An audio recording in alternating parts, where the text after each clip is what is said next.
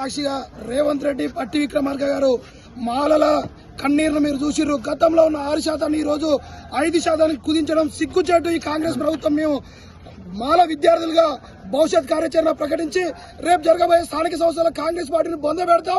మాలల్ని తక్కువ స్థాయి చూస్తున్నారు. మీరు మందకిచ్చిన భయపడి ఈ రోజు 9% చేసిర్రు. గతంలో ఉన్న దాన్ని తుంగలో దొక్కిర్రు. మీరు కులగణన చేసిర్రు. వాస్తవ కులగణన లేదు. బీసీల జనాభా తగ్గించిర్రు. మీ దళితుల కులాలను తగ్గించిర్రు. మీ యొక్క అగ్రకుల జనాభా ఎక్కువ చూపిస్తున్నారు. కబద్దార్ రెడ్డి పాలకులారా, మాలల సత్తా ఏందో భవిష్యత్తులో చూపిస్తాం. మాలలకు అన్యాయం చేసిన పార్టీని బొంద పెడతాం. మాలలు రాజకీయంగా మేమే స్వతహాగా ఒక రాజకీయ పార్టీ పెట్టి మా దమ్మేందో చూపిస్తాం. తెలంగాణలో అన్ని పార్టీలు కూడా అందరూ కూడా మందకిస్తాయి అంటుంటారుగా. మాలల దమ్మేందో చూపిస్తాం భవిష్యత్తులో. కబద్దార్ రేవంత్ రెడ్డి బట్టి విక్రమార్క. అసెంబ్లీ వేదికగా ముఖ్యమంత్రి రేవంత్ రెడ్డి గారు, ఉప ముఖ్యమంత్రి బట్టి విక్రమార్క గారు తడిగుడ్డతో మాల సామాజిక వర్గం గొంతు కోసిరని చెప్పేసి మేము వాళ్ళని హెచ్చరించదలుచుకున్నాం.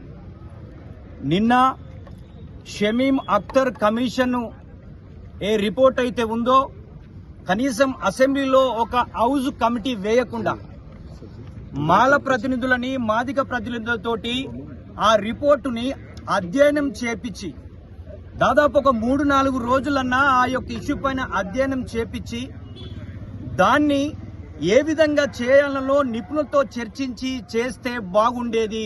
ముఖ్యంగా మాల సామాజిక వర్గానికి కాంగ్రెస్ పార్టీ ద్రోహం చేసిందని చెప్పేసి మేము భావిస్తా ఉన్నాం. మరి వర్గీకరణ చేసేటప్పుడు 2011 సెన్సెస్ ఉమ్మడి రాష్ట్రంలో చేశారు.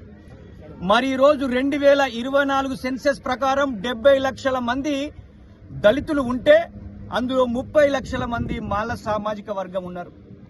మరి మాల సామాజిక వర్గానికి అన్యాయం చేసే విధంగా 5% రిజర్వేషన్ ఇవ్వడాన్ని మేము ముక్త కంఠంతో మాల సామాజిక వర్గం తీవ్రంగా ఖండిస్తా ఉన్నాం.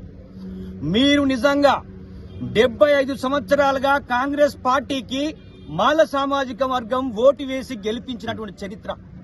మొన్న జరిగినటువంటి ఎన్నికల్లో కూడా యావత్ మాల సామాజిక వర్గమే ఓట్లు వేసి మీ ప్రభుత్వం రావడానికి కారణమైనటువంటి మాలల్ని ఉమ్మడి రాష్ట్రంలో రిజర్వేషన్లు కొట్టివేసింది. మరి ఈ రోజు మీ రిజర్వేషన్ల వర్గీకరణ చేసేటువంటి పద్ధతిని తీవ్రంగా ఖండిస్తా ఉన్నాం.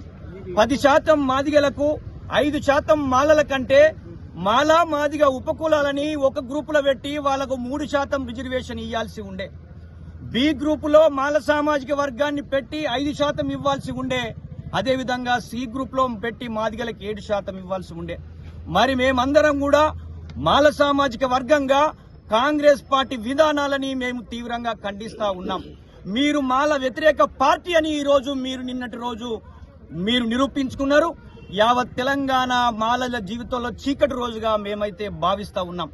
అంతేకాకుండా ముఖ్యంగా బీజేపీ పార్టీ గాని టీఆర్ఎస్ పార్టీ నుంచి మాట్లాడినటువంటి కేటీఆర్ గారు కూడా ఆ యొక్క వర్గీకరణ చేసినటువంటి విషయంలో ఇది సరి అయిన కాదు, ఇలా చేయొద్దు అని కూడా మాట్లాడకపోవడాన్ని మేము తీవ్రంగా ఖండిస్తా ఉన్నాం. అంతేకాకుండా ఆ లెక్కలు తప్పుల తడకగా ఉందనే విషయాన్ని మేము గుర్తు చేస్తా ఉన్నాం.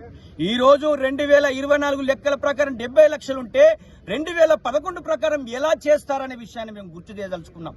అందుకే ఈ రోజు రాజకీయ పార్టీలందరికీ కూడా ఒక హెచ్చరిక చేస్తా ఉన్నాం.